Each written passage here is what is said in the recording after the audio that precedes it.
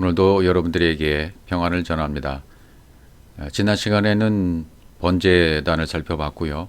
오늘은 성막과 그리스도 5번째 시간 물두멍에 대해서 살펴보도록 하겠습니다. 출애굽기 30장 17절에서 21절까지의 말씀을 중심으로 한번 살펴봅니다. 출애굽기 30장 17절 여호와께서 모세에게 일러 가라사대 너는 물두멍을 노스로 만들고 그 받침도 노스로 만들어 씻게 하되 그것을 회막과 단 사이에 두고 그 속에 물을 담그라. 이렇게 시작을 합니다. 물두멍은 이제 여러분들이 많이 보셔서 아시겠지만 물두멍의 모습은 알고 계실 것입니다.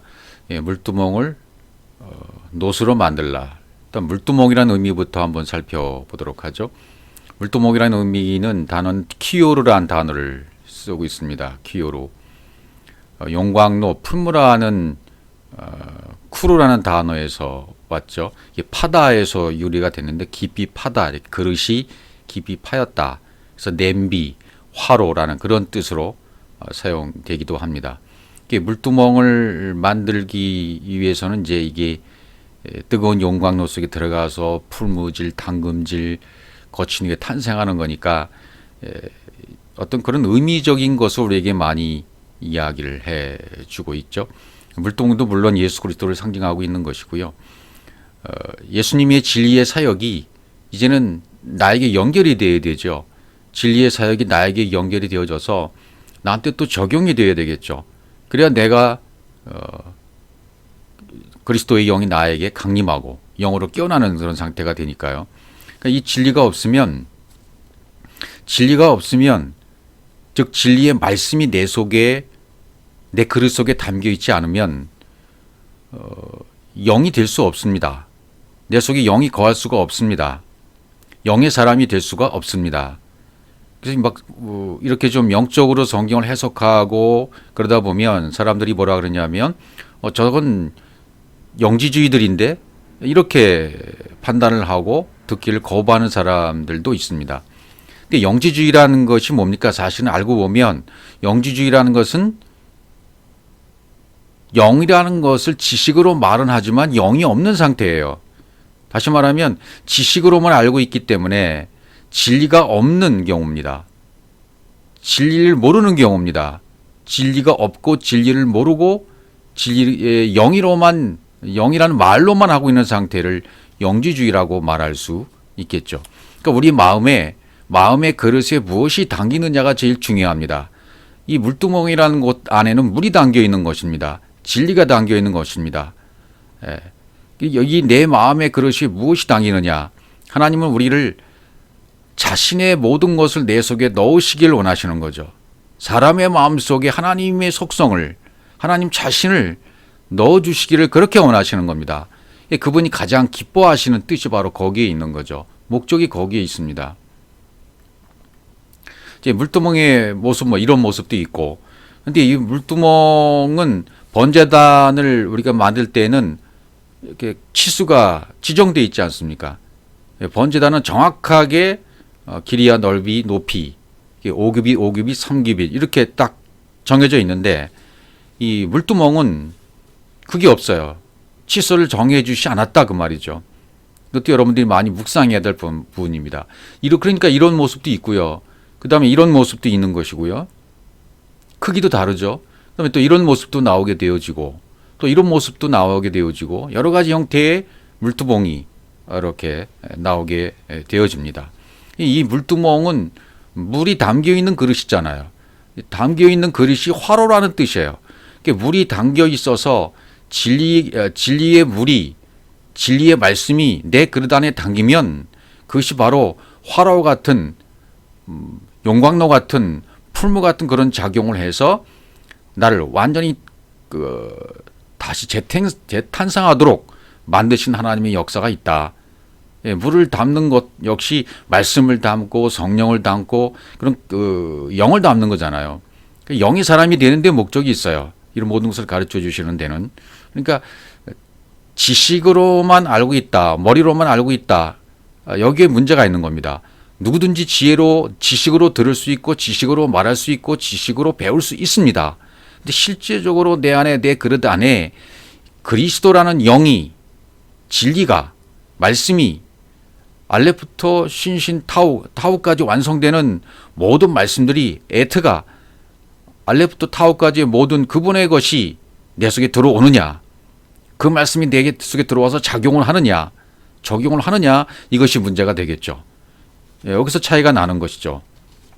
이 물두멍에 이렇게 만드는데 이 소재가 뭐라 그랬습니까? 출애굽기 38장 8절에도 보면 그가 놋으로 물두멍을 만들고, 역시 놋이죠.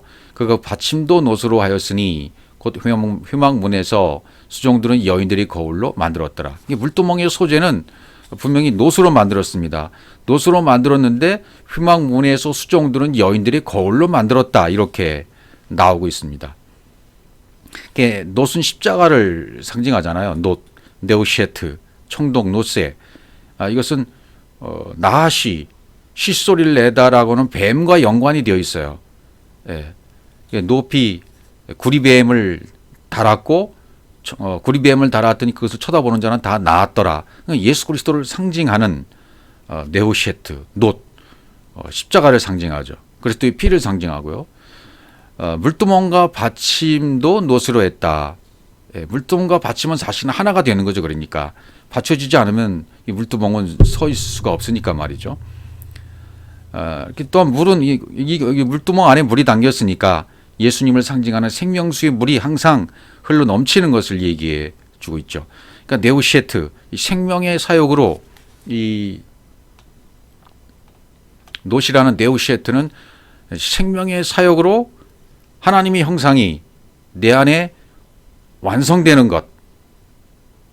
예, 그래서 그 생명의 물이, 물두멍 안에 생명의 물이 있는 것이고, 그것이 말씀인 것이고, 진리인 것이고, 그리스도인 것이고, 성령인 것입니다. 이것이 깨달아져서 그 실제적인 말씀이 내 안에서 운행하고 작용하고 말씀으로 되어져 살아가고 있는 그런 모습이 될 것을 말씀하고 있는 것입니다.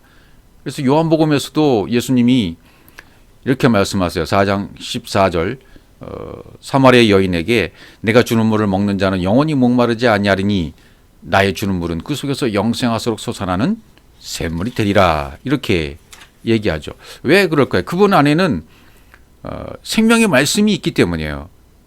그분은 이미 하나님으로서 육신의 모습으로 오신 것이기 때문에 그분은 모든 것을 다 갖추고 있고 가지고 있고 그런 속성으로 오신 분입니다. 예. 여기 이제 받침, 아까 받침이라는 말이 나왔죠. 앞절에 받침도 놋으로 만들었다. 받침, 캔이라는 단어인데요. 기초, 직무, 위치라는 뜻입니다. 이 단어는 이제 세워진다, 고정한다는 의미의 쿤이라는 단어에서 왔어요. 그러니까 물두멍의 받침도 놋으로 만들라. 그러니까 물두멍 받침 똑같이 놋입니다. 그러니까 전부 예수 그리스도를 상징하는 거죠. 하나입니다. 이게 연결되어 있는 거죠. 그러니까 우리도 이 물두멍이신 예수 그리스도와 연결이 되어야 돼요. 연결 통로를 통해서 그분의 것이 내 속에 들어와야 돼요. 그래서 성경은 와우 접속사, 와우, 이 연결 고리를 뜻하는 와우, 이게 굉장히 중요한 역할을 하는 것이고, 바우가 곧 십자가를 말하는 것이 되는 겁니다. 그러니까 바우가 연결시켜주는 십자가, 주님과 그리스도와 나를 연결시켜주는 십자가가 바로 바우가 되는 거예요. 문자로 말하면. 예, 그래서 그것을 깨닫고 주님과 연결되어지면 그분의 모든 것이 그 연결 통로를 통해서 나한테로 들어와서 똑같이 그분의 것이 되어져서 그분을 나타내는 자가 된단 말이죠. 모든 것을 그렇게 성경은 설명하고 있어요. 그러니까 받침도 진리의 사역이 나에게 적용되는 것을 말하고 있습니다. 받침, 캔도 진리의 사역이, 그분의 진리의 사역이 나한테 연결되어져서 나에게도 적용이 되는 그런 상태를 받침이라고 만들었습니다. 이 물두멍을 만들기 사용된 놋의 출처, 놋의 출처는 어디냐면 수종들인 여인들이 거울로 만들었다 그랬어요. 예, 거울로 만들었다. 그러니까 회막문, 페타우 연결되는 문이죠. 수정두는 차바, 수정두는 여인, 차바 차바 이렇게 되어 있어요. 거울로 만들었다. 섬기는 자의 여인이 거울로 만들었다. 거울이라는 것은 당시에는 증거 같지 않겠죠. 그래서 그걸 윤기 있게 닦으면 거울로 삼았던 거죠. 그러니까 이건 애굽에서 나올 때 가지고 나온 물건인데 자신을 여인들이 치장하는 것이었잖아요. 이 귀한 것, 성막의 물두멍을 만드는 데 사용되는 것이 바로 여인들의 거울이었다. 거울이 가치가 바뀌는 거죠. 자신들이 가장 귀하다고 여기는 모든 것들이 하나님께 드려짐이 되는 것이고 가치가 바뀌어지는 것입니다. 이 땅에 있는 모든 보여지는 것들도 가치가 바뀌어져야만, 보이지 않는 것으로 가치가 바뀌어져야만 가치가 진리로 바뀌는 거죠. 말씀으로 바뀌는 거죠. 그래서 거울, 거울로 만들었다. 거울은 마르아라는 단어가 되어 있습니다. 마르아, 뭐 환상이다, 이상이다, 그런 뜻이 되어져요. 마르에에서 왔는데 이건 아름답다, 또 아리답다, 분별하다, 택하다, 통찰력, 뭐 그런 뜻도 여기 나오게 됩니다. 거울이. 그러니까 이 여인들의 거울로 물두멍을 만들었다. 이걸 노수로 재료를 삼아서 만들었다. 이게 겉으로 보여지는 아름다운 것은 환상일 수밖에 없는 거죠. 이 땅에 보여지는 모든 것들은 환상이니까 여인들이 가지고 있던 거울도 아름다움을 나타내는 것이었지만 그것은 환상이었다. 겉으로 보여지는 이 땅에 있는 모든 것들은 환상입니다. 그리고 내 그릇 안에 하나님의 영이 담겨져서 하나님으로 호흡할 때가 그때가 진정한 거울이 되는 거죠. 영의 거울이 되는 거죠. 영과 영적이란 말은 다릅니다. 하나님은 영이시니라 그렇게 말씀하셨잖아요. 하나님은 영이십니다. 근데 우리는 이 땅에 있을 때 사람들이 쓰는 말 가운데 영적이다, 영적인 기도다, 영적인 말씀이다, 영적이다 이런 말을 쓰잖아요. 근데 영적이라는 것과 영이란 건 다릅니다. 분명히 다르죠. 근데 우리는 영이 되어야 돼요. 하나님은 영이시니 예배하는 자가 신령과 진정으로 영으로 예배해야 된다. 영으로 예배해야 된다 그랬으니까 우리 영이 되어야 돼요. 영적이 되면 안 됩니다. 비슷하게 되면 안 됩니다. 영이 되어야만 합니다. 그러니까 거울로 만들었다는 것은 외모를 치장하기 위해서 보여지는 거울이 가치가 바뀌어져서 하나님의 기구로, 하나님의 도구로 바뀌어지는 거예요. 육체의 치장을, 육체의 교만과 육체의 어떤 환상과 아름답게 보여지기 위한 그것을 영의 것으로 되바뀌어서 가치 있는 것으로 바꿔서 드릴 수 있는 그런 재료가 되는 것이다. 결국은 이렇게 드렸기 때문에 이 물두멍, 이 물두멍에 있는 물을 통해서 그 말씀을 통해서 우리가 영으로 되어지는 겁니다. 말씀이 되어지는 겁니다. 모든 도구들은 전부 예수 그리스도를 상징하고 있고 번제단, 물두멍 전부 예수 그리스도를 상징하고 있고 거기에 무엇이 담기느냐? 번제단에서는 모든 것이 얹혀지면 다 태워져 버리는 것이고 물두멍에서는 들어가면 그 안에 있는 물을 통해서 다 깨끗이 씻겨지는 것을 상징했으니까 깨끗이 씻겨진다는 말은 뭡니까? 이제 물두멍의 목적, 내용 이런 것이 전부 뭐예요? 씻겨지는 거예요. 씻는 겁니다. 무엇으로? 말씀으로. 물두멍 속에 담겨있는 물을 통해서 씻겨지는 거니까 말씀을 통해서 씻겨지는 거. 근데 이 물두멍은 아까도 말씀드렸지만 치수가 없어요. 치수가 없다는 것. 다른 것들은 전부 치수가 있게 만들어졌는데 이 치수를 하나님은 물두멍에 대해서는 정해주시 않으셨습니다. 그래서 솔로몬 같은 경우에는 놋바다를 만들었다고 얘기를 하죠. 열왕기하 25장 13절 갈대아 사람이 또 여호와의 전에 두 놋기둥과 받침들과 여호와의 전에 놋바다를 깨뜨려 그 놋을 바벨론으로 가져가고 그러니까 바벨론 사람들이 성전의 기물을 탈취해 갈 때 이 놋바다를 깨뜨려서 가져갔다 그 말이죠. 크게 지었기 때문에 놋바다를 만들었기 때문에 솔로몬은 치수를 정해주지 않은 것 때문에 물론 다 각자에 따라서 각자의 그릇이 다 다릅니다. 어떤 이는 이렇고 어떤 이는 저렇고 아까 그 물두멍의 모습도 살펴봤지만 각기 다 크기도 다르고 모양도 약간 다르게 만든 것을 볼 수 있어요. 그러니까 이것은 하나님의 은혜와 하나님의 사랑은 끝이 없는 겁니다. 그 사랑을 담아 가진 사람들이 어떻게 표현하느냐. 하나님의 사랑은 치수로 잴 수 없습니다. 무한합니다. 영이십니다. 그것을 담아낸 사람의 내 그릇 안에, 각자의 그릇 안에 담아낸 하나님이 어떤 하나님인가? 솔로몬은 그만한 치수로 지었어요. 자기 역량만큼. 우리 자신들도 우리 안에 들어와 있는 에트가 되어지면, 알레피토 타우까지 모든 말씀이 내 속에 들어와 있으면 완벽한 성전이 지어지는 것이고, 완벽한 하나님의 사랑, 무한한 그분의 사랑으로 지어지게 되는 것이죠. 뚜껑도 없고 치수가 없어요. 재수도 없어요. 하나님의 사랑은 무한하다.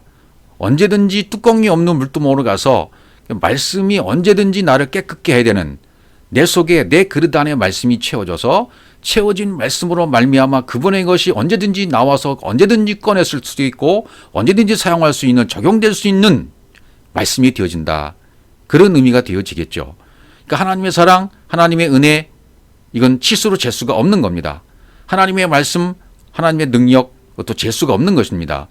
다만 내 그릇 안에 담겨진 말씀이 어떤 말씀이냐, 어떤 속성이냐, 영지주의가 아니라 정말로 영이 되어 머리로만 알고 있는, 지식으로만 알고 있는 그런 하나님이 아니라 내 속 그릇 안에 직접 담겨져서 그 말씀이 살아있는 생동감 있는 말씀으로 움직이고 있고, 성경 66권 말씀의 문자들이 호흡하고 움직이고 역사하고 이동하고 움직일 때마다 그분의 역사가 일어나고, 말씀이 걸어가고 말씀이 역사하고 말씀이 사람을 움직이는 그런 역사들이 막 일어날 때, 이거는 영지주의가 아닌 거죠.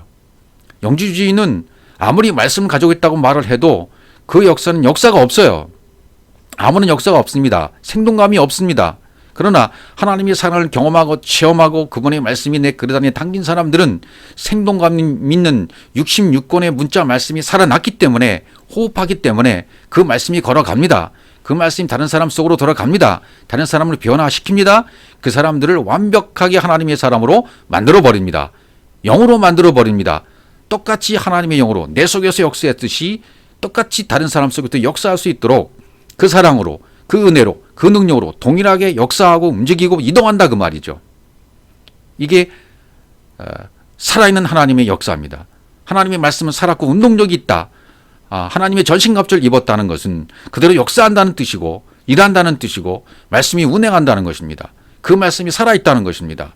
죽어있는 말씀이 아니에요. 지식으로만 머리에 있는 말씀이 아니에요. 지식으로만 머리에 있는 말씀을 가진 사람들은 생활 습관이 하나도 변치 않습니다. 언어도 변하지 않습니다. 그들의 모든 삶도 하나님께 드려지질 않습니다. 이해 타산을 따지길 좋아하고 판단하길 좋아하고 사람들을 판단하길 좋아하고, 이건 옳다, 이건 그러다, 그런 걸 좋아하잖아요. 그러나 진리 말씀이 살아 움직이는 사람은 절대로 판단하지 않습니다. 영으로만 보여집니다. 무한한 사랑으로 감싸합니다. 무한한 사랑으로 누구든지 사랑할 수 있습니다. 이게 다른 점이죠. 정말 내가 정말 이 사랑으로, 이 깊고 높은 사랑으로 내가 다른 사람을 보고 있는가? 다른 사람을 보할 때 저 사람은 아니야, 이 사람은 아니야, 이 사람은 아직 덜 됐어, 저 사람은 아직 덜 됐어. 이 진리의 말씀을 들은 사람의 가장 큰 맹점이 뭔지 아십니까?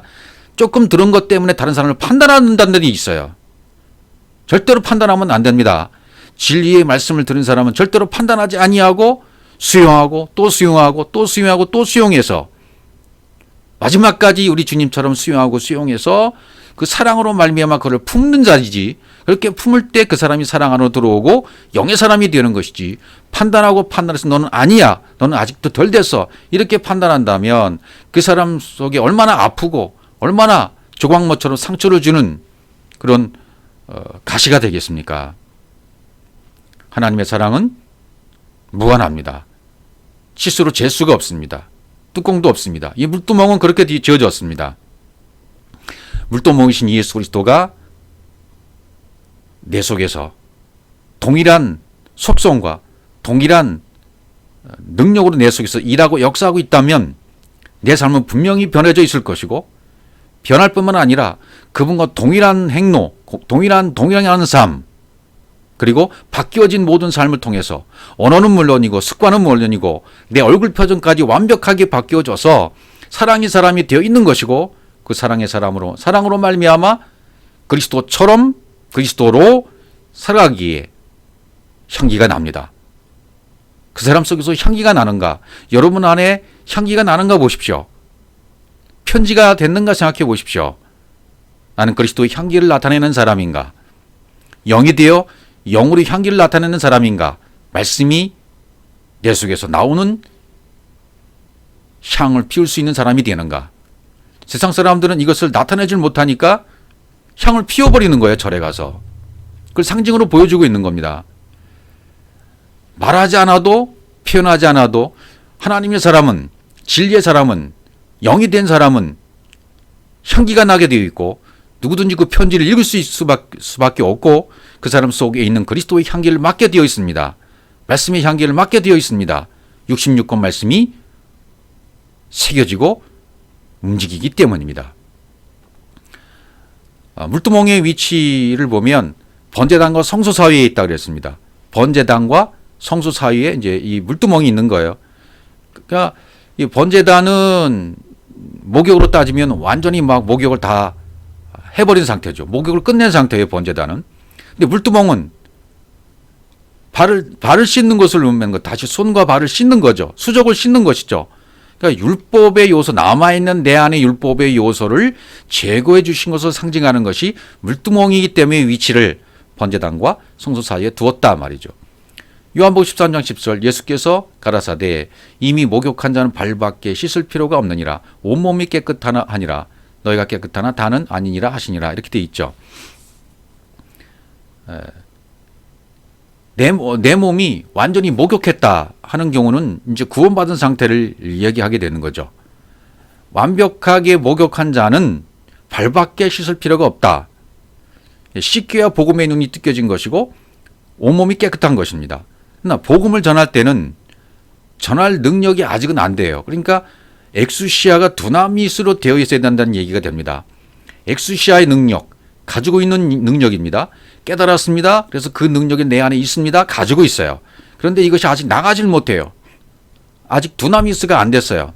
전파할 수 있는 능력이 안 됐어요. 왜냐하면 내 입의 말과 하나님의 말이 같아지지 않은 거예요. 내 입에서 나오는 말과 주님 입에서 나오는 말이 같아져야 돼요. 하나가 되어야 돼요. 하나님의 전신갑주를 입어야 되는 것이고 그리스도를 옷 갈아입어야 되는 것이고 옷 입어야 되는 것이고 그래서 물침례와 불침례를 다 통과해버려서 내 안에 있는 천연적인 기질이 하나도 남아있지 않고 전부 불태워져 버린 상태로 목욕한 상태가 되어 있어야 되어지고 그 다음에 그렇게 목욕되어졌다면 다 불태워져서 내 안에 율법적인 요소, 남아있는 율법 요소가 하나도 없어져 버린 거예요. 순수 복음을 전할 수 있게 된 겁니다. 다는 깨끗지 않다는 얘기는 너희 발에 묻어있는 가룟 유다와 같은 율법적인 요소가 남아있는 거야. 나는 그것만 씻어주면 되는 거지. 이렇게 말씀하시는 거죠.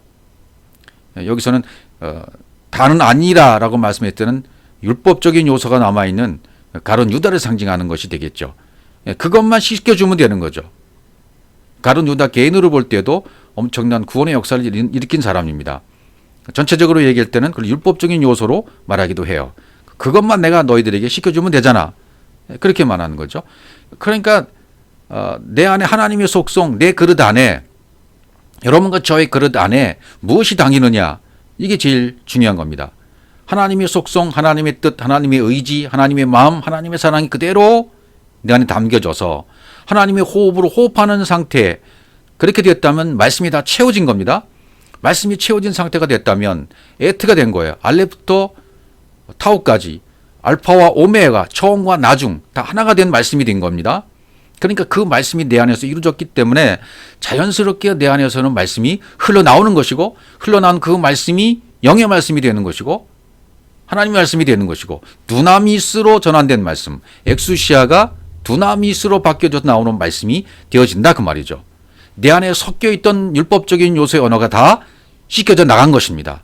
물두멍에서 완벽하게 씻겨져 나갔기 때문에 완벽하게 씻겨나가져 나가면 순수 복음이 내 안에서도 나가게 되는 겁니다. 자연스럽게 하나님을 나타내는 자로서 실존적인 삶으로 실존적인 하나님을 나타내는 자로 진리의 사역을 하고 있는 자가 되어 있는 것이죠. 누구처럼? 예수 그리스도처럼. 예수 그리스도 당시에 예수 그리스도만 오르셨어요.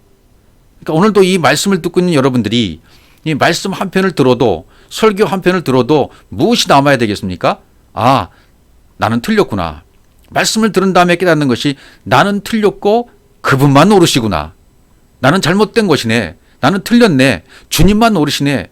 그리스도만 오르신 거구나. 그리스도의 말씀만 오르신 거구나. 그리스도의 말씀만 오르니 내 속에 있는 모든 요소는 다 씻겨져 나가면 되는 것입니다. 그 작업을 계속해서 물두멍에서 수족을 씻는 작업을 계속하고 있는 것이죠.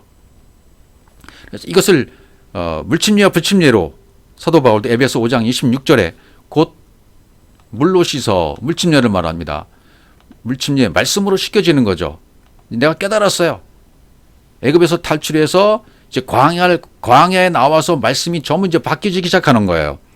광야로 반드시 나가야만 이 말씀이 씻겨지고 말씀이 전환되고 말씀이 진리의 말씀으로, 율법의 말씀이 진리의 말씀을 전부 전환시켜주는 것이 바로 광야입니다. 거기서 깨닫는 것이죠. 물로 씻었죠? 그 다음에 말씀으로 깨끗하게 되어져. 이게 불침례입니다. 물로 씻는 건 물침례고 말씀으로 깨끗해 한다는 표현은 불침례를 말하고 있습니다. 하나님의 말씀의 불로 완전히 깨끗하게 되는 거예요. 하나님의 전신갑주를 입어버리는 겁니다. 그리스도로 옷 입는 겁니다. 그러면 거룩하게 된다. 그럼 물두멍의 내용은 또 무엇이 되겠습니까? 물두멍의 내용은 물론 단 것은 물이죠. 하나님이 궁창을 만드사 궁창 아래의 물과 궁창 위의 물로 나누게 하심에 그대로 되니라. 둘째 날은 나누는 날이죠. A와 B가 나눠져 있다가 이게 구별된 거죠. 나눠져 있다가 A와 B가 연합돼서 하나가 되어지면 분별이 되어서 하나가 되는 겁니다. 둘째 날은 나눠지고 셋째 날은 하나가 되어지고 살아나는 날이 되는 거죠. 셋째 날은. 그러니까 궁창 아래의 물과 궁창 물을 나누셨다. 그러니까 육체를 입고 오신 성전 자체를 나타내는 것이 라키아입니다. 궁창이죠. 찢어진 육체를 상징하는 것이 궁창입니다. 위와 아래가 구별되어 있다가 하나로 이제 에하드가 되는 거죠. 예수님의 육체가 찢겨지면 궁창 위의 물이 터져서 궁창 아래의 물로 흐르게 되어집니다. 하나가 되어집니다. 윗물과 아랫물이 하나가 되는 순간이죠. 성전 휘장이신 예수님의 육체가 찢어져야 되죠. 찢어지니까 원래 그분은 윗물이셨어요. 윗물이신 분이 위의 물을 가지고 이 땅에 오신 분이죠. 그래서 그분이 침을 뱉어서 이렇게 안수를 하잖아요.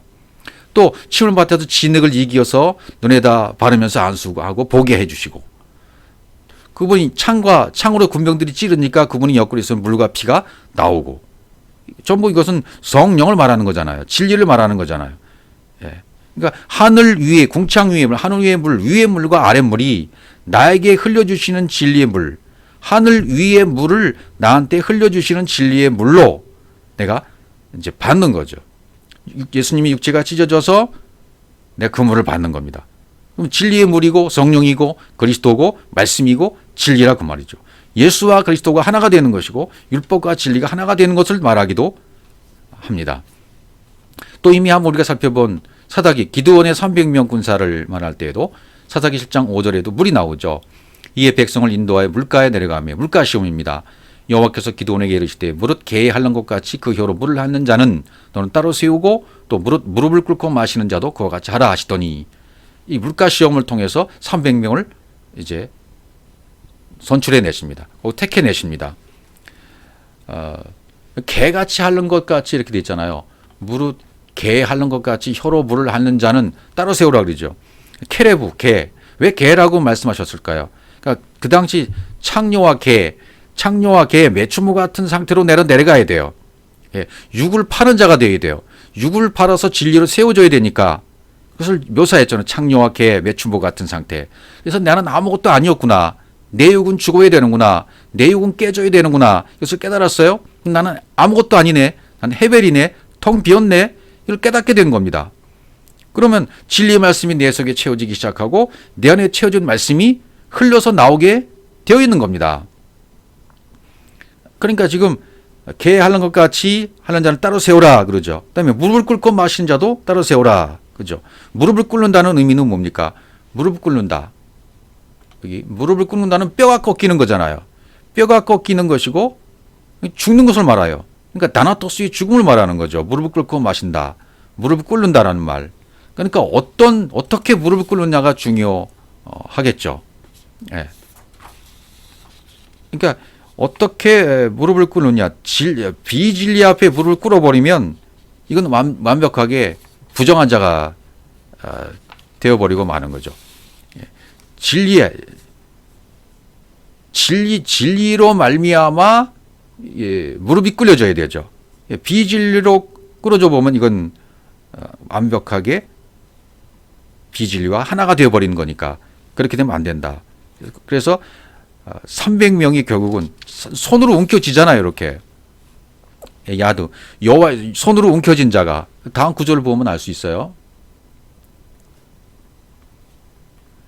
손으로 움켜 입에 대고 하는 자의 수는 300명이요. 이 손으로 여기 나오죠. 이제 손으로 움켜 입에 대고 하는 자의 수가 300명이다 이렇게 설명을 했죠. 손 여호와의 손을 말하는 것이고 능력의 손을 말하는 것이죠. 야드 진리의 사역으로 문이 열린 상태를 말해요. 그걸 움켜 입에 댔다. 움켜 입에 댔다 라는 말은 뭡니까? 이 아랫문을 손으로 대서 아랫문을 이 손이 생긴 자가 물을 옮길 수가 있잖아요. 이 손이 능력의 손이 없는 자는 그러니까 능력의 손이 없는 자는 여기 그 외의 백성이 되는 거죠. 무릎을 꿇고 물을 마셨는데 손이 여호와의 은혜의 손, 능력의 손이 없는 거예요. 그러니까 무릎을 꿇고 마셨는데 비진리, 은혜의 손이 없는 9,700명은 아랫물 비진리에 무릎을 꿇었다는 의미가 되는 거죠. 비진리와 결탁했다는 뜻이 되는 것이고 손으로 옮겨 입에 댔다는 사람들은 능력의 손, 은혜의 손이 생긴 거예요. 왜? 무릎을 꿇고 손으로 움켜쥐고 입에다 대는 순간 아랫물이 위의 물로 바뀌었기 때문입니다. 그 손으로 물을 담아서 위로 올려 입에 움켜대는 순간 아랫물이 위의 물이 되는 거죠.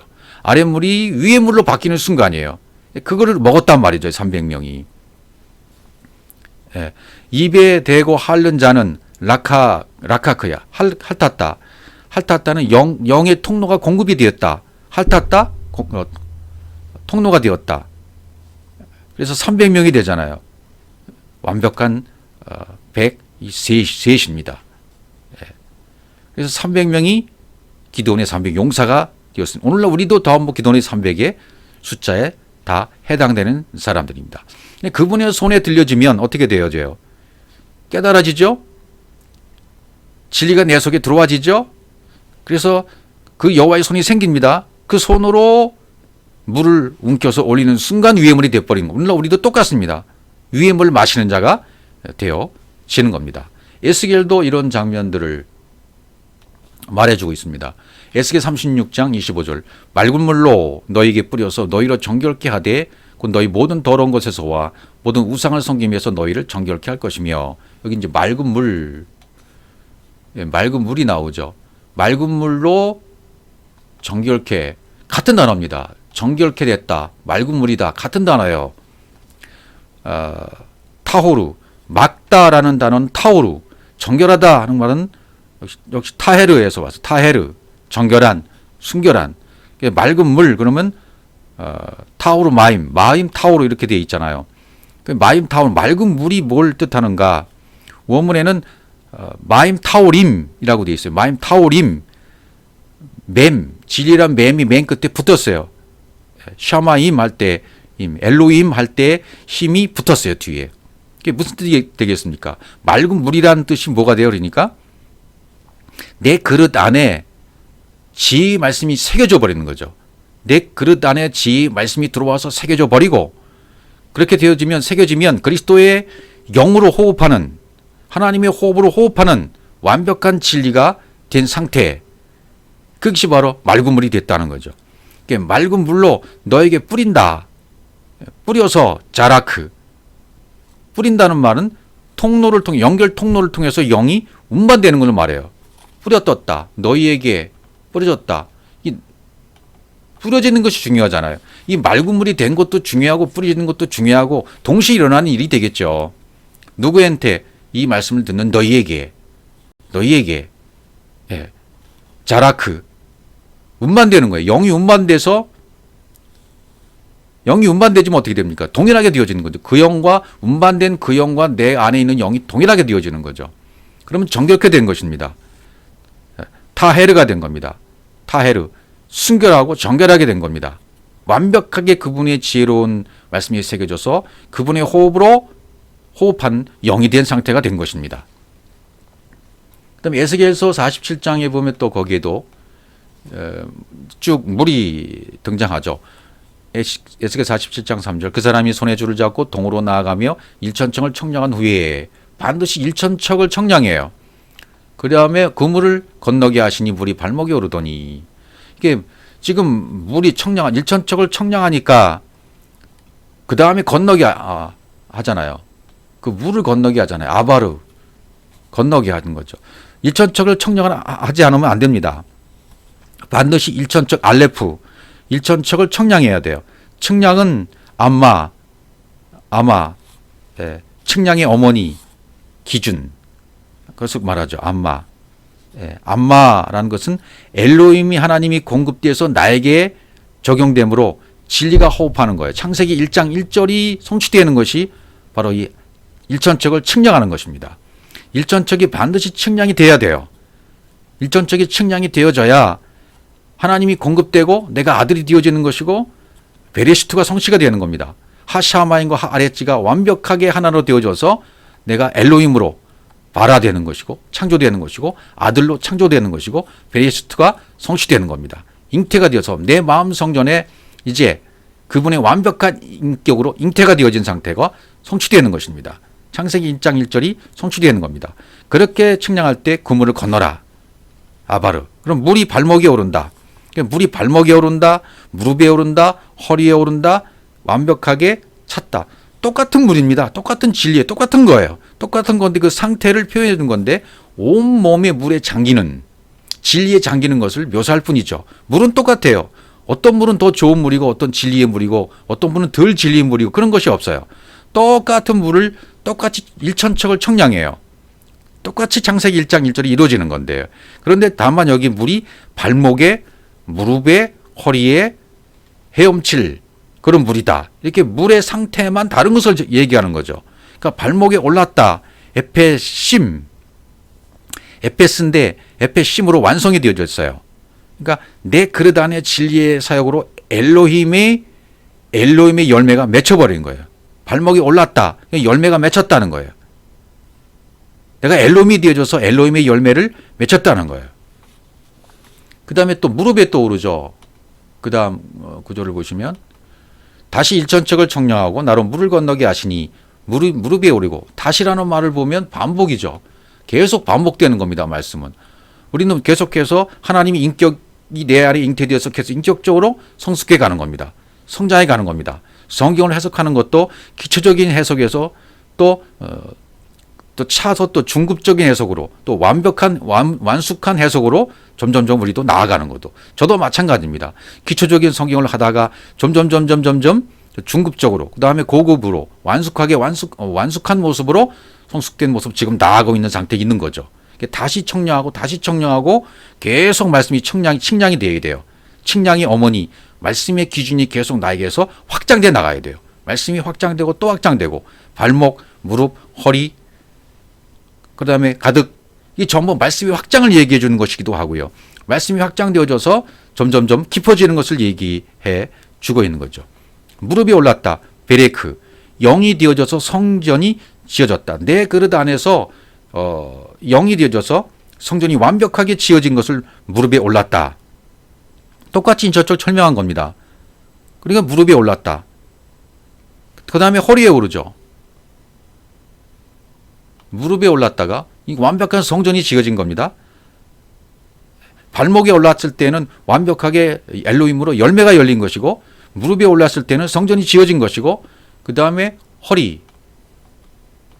올랐다. 허리는 힘을 상징하잖아요. 씨를 상징하기도 하고 능력, 힘을 상징하기도 하고 허리. 근데 여기는 모태님이라는 단어가 쓰였어요.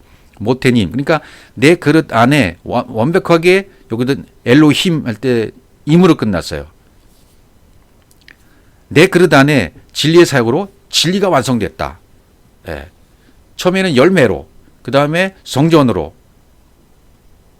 그 다음에 세 번째는 진리로 완성되는 걸 얘기해요. 모태님 허리에 올랐다라는 것은 진리의 사역으로 내 안에서 진리가 완성된 상태에 허리에 올랐다. 예. 이 허리는 힘을 상징한다 그랬잖아요. 씨가 있는 완벽한 열매, 그 다음에 성전, 진리, 이 모든 것이 완벽하게 지어진 상태가 되어서 허리까지 올랐어요. 많이 확장된 거죠. 그 다음에 다시 인천척을 청량해서 물이 내가 건너지 못할 강이 된지라. 다시 청량하니까 건너지 못할 강, 물이 창일했다. 이렇게 되어집니다. 건너지 못할 강, 나할이란 진리의 사용으로 이제 생명이 공급된 상태예요. 예. 열매가 맺혀지고 성전이 지어지고 그 다음에 진리가 완성되어져서 완벽하게 생명으로 공급되어진 확장된 상태예요. 말씀이 헤엄칠 만한 물이요. 샤후 가득했다. 물이 가득했다. 창일했다라는 말은 가라는 단어가 쓰였습니다. 말씀이 운반돼서 엘로힘과 똑같은 호흡하는 상태가 되어지는 것. 이 창일한 상태예요. 예. 그 말씀이 에트, 알레프토 타오까지 모든 말씀이 내 속에 들어와서 창일하게 된 거죠. 넘친 거죠. 그래서 그분 엘로힘으로 호흡하게 된 상태가 된 거죠. 그분의 호흡이 내 호흡이 된 거죠. 이게 창일한 상태입니다. 이 가득했다는 것이고 그 가득한 상태로 헤엄칠 만한 물이요. 헤엄친다. 샤후. 헤엄할 물이요. 샤후라고 되어 있습니다. 예. 이것은 완벽하게 이제 진리의 생명으로 생명이 공급된 거예요. 샤후. 하나님의 형상이 생명이 되죠.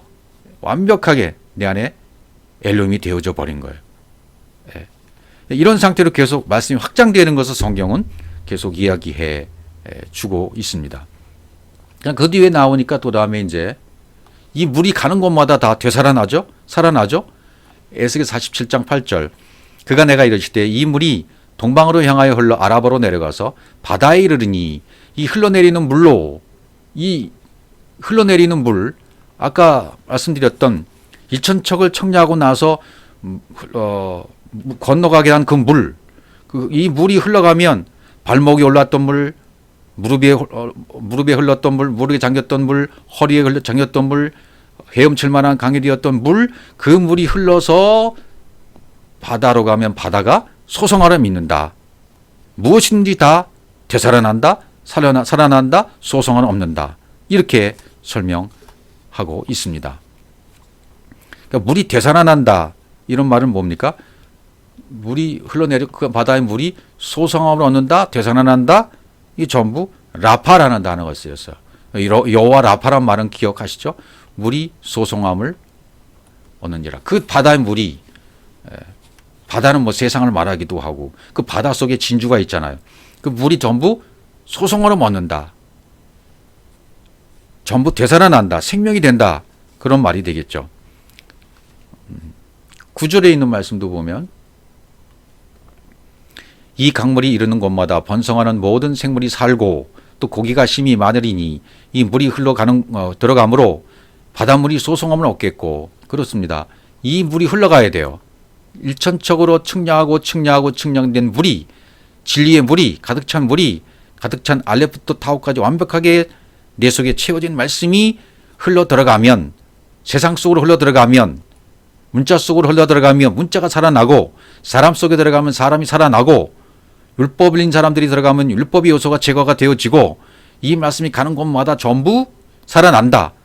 라파 살아난다. 치료가 된다. 그런 말이 되겠죠. 각처의 모든 것이 살아날 것이 이 강이 이르는 각처의 모든 것이 살 것이며 그것도 라파입니다. 되살아나겠고 라파 소성함을 얻겠고 살 것이며 여긴 살 것이며 어떤 하야이 진리의 사역으로 생명적인 생명이 존재가 된다. 생명이 된다. 존재가 된다. 로아 라파라는 뜻이 뭡니까 또 치료된다. 소송한다. 그러니까 치료된다는 의미는 어떤 상태냐면 이런 상태입니다. 엘로힘이 내 속에 엘로힘의 모든 요소가 내 속에 들어와서 내가 엘로힘으로 되어지고 베레시트로 성취가 되어지고 아들이 되어진 상태입니다. 내 안에 열매가 맺혀진 상태입니다. 유천척을 측량함으로 말미암아 열매가 맺혀졌다 그랬죠. 완벽한 열매가 맺혀졌다. 알레프, 엘로힘이 공급돼서 나에게 적용되어져서 진리로 호흡하는 창세기 1장 1절이 되었다 그랬죠. 이것이 완벽하게 열매를 맺혀진 상태. 그게 라파입니다. 그 다음에 그리스도의 머리가 되어서 내가 영이 되어지고 그리스도의 머리가 되어진 상태. 이게 라파의 상태입니다. 치료된 상태입니다. 그렇게 전부 소성이 되어진다. 이 인물이 가는 곳곳마다 전부 치료가 된다. 엘로힘 되어지고 아들이 되어지고 열매가 맺혀지고 그리스도의 머리가 되어지고 영이 되어지고 바닷물이 소성함을 입고 성경 66권 문자의 말씀들이 날것으로 먹던 문자의 말씀이 전부 살아 움직이고 호흡하고 이동하고 살리고 율법을 진리로 바꿔주고 그리스도로 살아갈 수 있도록 하는 이런 생명이 되어진다. 생명 존재가 되어진다. 그런 말씀입니다. 그래서 요한복음 4장 14절 아까도 말씀드렸던 내가 주는 물을 먹는 자는 영원히 목마르지 않는다. 나의 주는 물은 그 속에서 영생하도록 솟아나는 샘물이 된다. 그렇죠. 이 말씀 비로소 되는 거예요. 영원으로 목마르지 않게 된다. 이 물을 먹는다는 측량된 알레프로 천척 알레프로 아마가 된 측량된 이 물을 먹는 자, 이 진리의 물을 먹었다면 솟아나는 샘물이 되는 겁니다. 이 진리의 물이 내 속에 들어와서 똑같이 그분의 호흡으로 호흡이 된다면 샘물을 먹은 거예요. 솟아나는 샘물이 된 겁니다. 가라지 않아요. 이 말씀이 들어왔다면 갈증나지 않습니다. 갈증난 사람들은 여기저기 기웃거리면서 또 어디 나를 채워줄 것이 없나라고 살펴다니지만 솟아나는 샘물이 되어져서 내가 샘물이 되어졌다면 이제는 갈증나지 않습니다. 옹달샘에는 병아리가 물만 먹고 가잖아요. 예, 물만 먹고 가면 안 되죠. 물을 먹어서 내가 물이 되어야 돼요. 샘물이 되어야 돼요. 물만 먹고 가는 옹달샘의 존재가 되면 안 되고, 예, 거기서 물을 먹고 병아리 존재가 되는 것이 아니라 완벽한 샘물이 존재가 진리가 되어지면 내 안에서 향기가 나고 편지가 되면 내 안에서 나오는 물을 떠먹은 사람들은 누구든지 똑같이 그 샘물이 되어지는 겁니다. 갈증난 사람이 없는 거예요. 여러분 한 사람 한 사람도 갈증난 사람이 되면 안 돼요. 전부 솟아나는 샘물이 되어야 됩니다. 알레프 1천척을 측량한 물을 먹어야 돼요. 그 물이 내 발목에 오르고 무릎에 오르고 허리에 오르고 헤엄칠 가득 찰 물이 되어야만, 그렇게 측량된 공급된 물이 되어야만 내가 그 물이 되어져서 그 물을 먹은 자가 되어지고 그 물을 흘리면 그 물을 먹은 자는 또 살아나게 되는 겁니다. 라파가 되는 겁니다. 치료가 되는 것입니다. 아들이 되는 것이고 열매가 맺혀지는 것이고 그리스도의 머리 영이 되는 것입니다. 완벽한 것이죠. 이것은 잘못될 리가 없어요. 이 진리 말씀이 들어가면. 그러나 머리로 지식으로 들어가면 또 찾는 거예요. 어디 또 없나? 누구 또 없나? 사람을 찾아요. 나를 만족시킬 사람을 찾는 거예요. 나를 만족시킬 사람은 없습니다. 오직 그리스도 외에는 없습니다. 그리스도만이 나를 만족시키고 그리스도의 말씀만이 내 속에서 완벽하게 나를 만족시키고 그분이 되어지는 것이지, 사람을 찾으면 그 사람은 일시적일 뿐밖에 안 돼요. 사람은 절대로 찾지 마십시오. 그리스도로 내가 되어지면 솟아나는 샘물 자체가 내가 되어져 버리는 겁니다. 요한복음 7장 37절, 그래서 누구든지 목마르거든 마셔야 돼요. 목마른 자가 마시는 겁니다. 목마르지 않는 것은, 목마름을 느끼지 못하는 사람은 절대로 마실 수가 없어요. 가라지 않은 사람은 절대로 마실 수가 없습니다. 내가 목마르다고 느낀 사람은 누굽니까? 말씀이 들어와 보니까, 성경 66권이 진리로 깨달아서 살아 움직여 보니까, 내가 그동안 목말랐구나. 이게 진리였구나. 이게 진리의 말씀이었네. 이렇게 깨달아지니까 말씀 한마디 한마디, 한 말씀 한 말씀이 전부 살아 움직이니까 목마르지 않는 거예요. 진리 말씀이 들어오는 거예요. 그래서 반드시 목마른 자가 마시게 되어 있는 겁니다. 나를 믿는 자는 성경의 이름과 같이 그 배에서 생수의 강이 흘러나리라. 그렇죠. 내가 말씀이 되어지면, 진리가 되어지면, 존재가 되어지면, 치료가 되어지면, 그리스도의 머리가 되어지고 영이 되었다면 생수의 강은 내 속에서 흘러나오게 되는 것입니다. 왜? 치료가 되었기 때문에. 성경 66권 문자의 모든 말씀들이 생생하게 살아 움직이는 진리에 흘러나오는 말씀으로 되었기 때문에 알레프부터 다오까지 모든 말씀이 내 속에 새겨졌기 때문에, 채워졌기 때문에 동일한 그 말씀이 이제는 나올 수 있게 되는 겁니다. 이게 흘러나오면 다른 사람을 또 살릴 수 있는 거예요. 형제를 살릴 수 있는 거예요. 자매를 살릴 수 있는 거예요. 동일한 나와 똑같은 형제를 살릴 수가 있게 되는 것입니다. 히브리서 10장 22절 우리가 마음에 뿌림마다 양심의 악을 깨닫고 몸을 맑은 물로 씻었으니, 여기도 맑은 물로 씻었으니 참 마음과 온전한 믿음으로 하나님께 나아가자. 맑은 물로 씻었죠. 그렇죠. 맑게 된 물, 그 물만이 우리를 씻을 수 있어요. 물두멍에서 씻는다는 것을 여기도 말해 주고 있는 것입니다. 자, 출애굽기 30장 19절로 가면 이제 물두멍의 용도는 그러니까 뭐예요? 씻는 거죠. 물두멍은 씻는 거예요. 출애굽기 30장 19절 아론과 그 아들들이 그 두멍에서 수족을 씻되, 수족을 씻는 것, 씻는 것이 용도입니다. 야드, 수족, 레겔, 야드 손, 레겔 발. 야드는 능력의 손이죠. 여호와의 손이죠. 레겔은 복음의 발이죠. 그리스도의 복음의 발이죠. 두멍, 민, 배분하다. 그 두멍에서 물두멍에서 배분시켜 주시는 거죠. 진리의 물이 배분되는 거예요. 그 물로 씻을 때마다, 수족을 씻을 때마다 공급되고 배분되어지는 건 뭐가? 진리가. 진리의 말씀이 내 속에 공급되어지고 배분되어지고 그것으로 채워지는 겁니다. 그러니까 물두멍의 용도는 아론과 그 아들들, 제사장들이죠. 제사장들이 수족을 씻는 것. 오늘 다 여러분들이 제사장들이니까 제사장들이 수족을 씻는 것이 바로 이 물두멍입니다.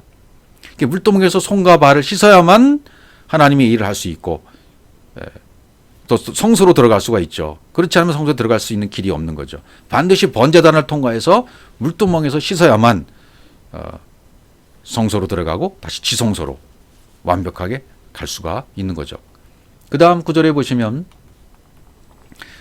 출애굽기 30장 20절입니다. 그들이 회막에 들어갈 때 물로 씻어 죽기를 면할 것이요 단에 가까이 가서 그 직분을 행하여 화제를 여호와 앞에 살을 때에도 그리할지니라.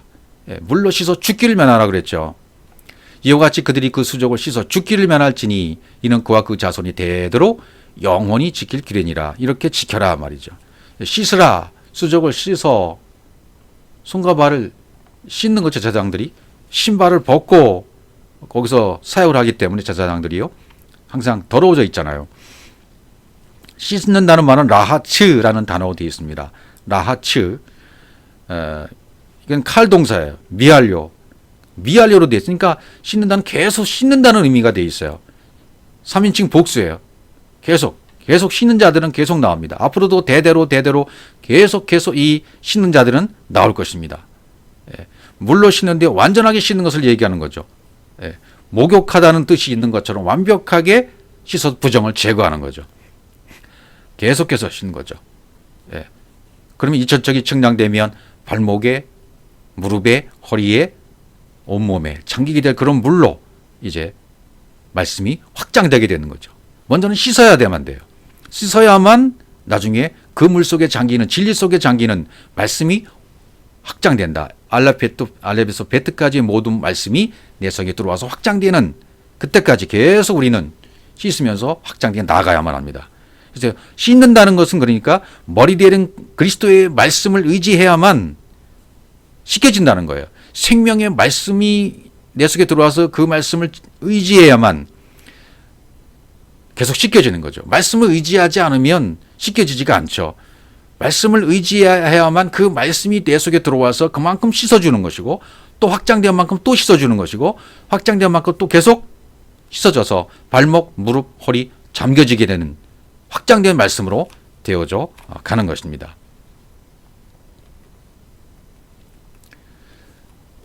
그래서 이제 요한복음 15장 3절, 아까는 물로 씻어서 말씀으로 깨끗하게 한다. 에베소 5장 26절에서 물침례 없이 침례를 얘기했고, 여기 요한복음 15장 3절에서 너희는 내가 일러준 말로 이미 깨끗하였으니, 일러준 말이 뭡니까? 복음의 말, 진리 말씀, 그분 입에서 나온 말씀이죠.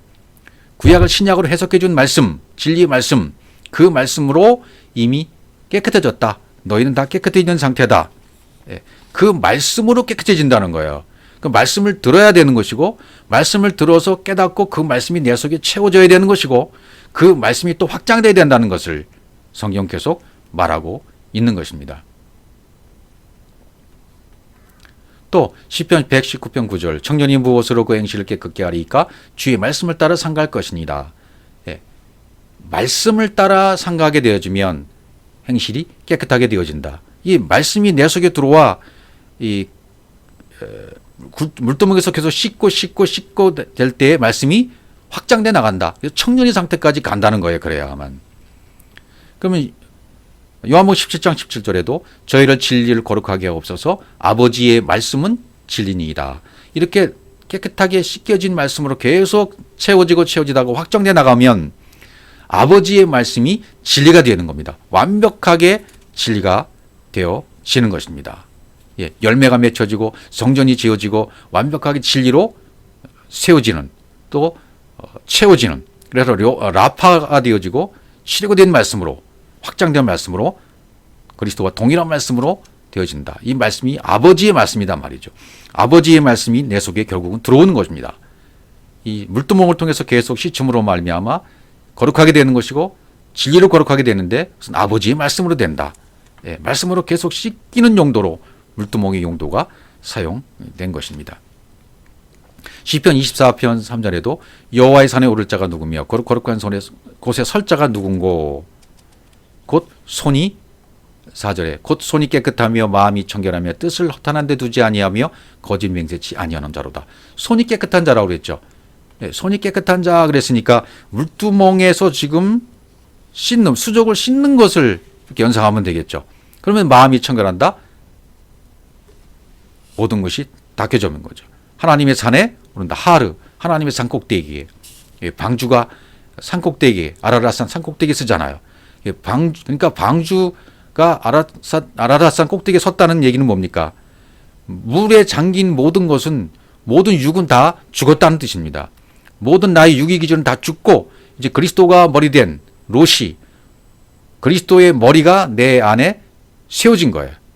방주가 아라랏산에 멈추게 되는 것이죠. 그렇게 되어야 되는 거죠. 하나님의 이 산에 하르 그리스도가 머리가 된 산에 올라갈 자가 누굽니까? 물두멍을 통해서 계속 닦아서 진리의 말씀이 아버지의 말씀이 내 속에 새겨져서 나아진 자입니다. 그 자가 하나님의 산에 올라갈 수 있다.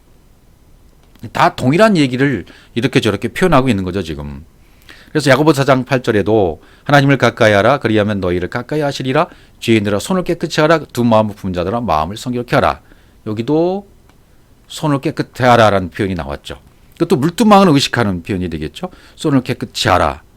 반드시 물두멍에서 손을 깨끗이 닦은 자만이 하나님을 가까이 할 수 있다. 하나님과 결국은 하나가 되는 겁니다. 이 성막의 설교도에는 바닥이 없잖아요. 맨 땅 위에 성막이 씌워졌어요. 제사장들은 신발을 벗고 성소에 들어가서 사역을 감당했습니다. 모세야 너 있는 땅에서 네 신발을 벗어라 그러죠. 너희 모든 것들은 벗어라. 아라랏산 밑에 있던 모든 물속에 잠긴 것은 내 육의 모든 천연적인 기질과 성향들은 다 물속에 잠겼다. 죽었다. 완전히 죽어버린 겁니다. 묻혀버린 겁니다. 그래서 모세도 내 신을 벗어라. 그리고 신발을 벗고 제사장들도 맨발로 다니면서 사역을 하고 있습니다. 그래서 물두멍에서 손과 발을 씻는 거예요. 계속 씻는 겁니다. 물두멍에서 계속 씻어야죠. 날마다 죽음이죠. 그래서 바울은 그걸 알았기 때문에 형제들아 내가 그리스도 예수 우리 주 안에서 가진 바 너에게 대한 나의 자랑을 두고 단언하노니 나는 날마다 죽노라 그랬습니다. 날마다 죽는 것 이게 바로 물두멍에서 날마다 수족을 닦는 거예요. 날마다 죽는 겁니다. 진리의 말씀으로 아버지의 말씀으로 계속 닦여지는 것이고 계속 씻는 것이고 날마다 죽는 것이고 이것이 모두 예수 그리스도를 예표하고 있는 것입니다. 구약은 모두가 모형이잖아요. 그림자지 않습니까? 시장에서 예수님이 모두 이것을 실체를 이루셨습니다. 이제 물두멍도 예수님을 상징하는 것이기 때문에 물두멍 예수 그리스도가 자신이 모든 것을 이루셨던 것처럼 그 동일한 샘플을 보여주시면서 너도 이렇게 되어라. 너도 말씀의 은혜를 받아서 정결한 삶을 살아라. 물두멍에서 날마다 씻고 씻어서 아버지의 말씀으로 진리가 되어라. 날마다 씻기고 날마다 죽어라. 물두멍을 통과해서 이제는 어디로 가야 됩니까? 번제단, 물두멍, 성소로 들어가야죠. 성소로 들어가서 지성소를 통과하여 완벽하게 하나님과 함께 보좌에 앉혀지는 그 장소까지 계속 나아가야 되겠습니다.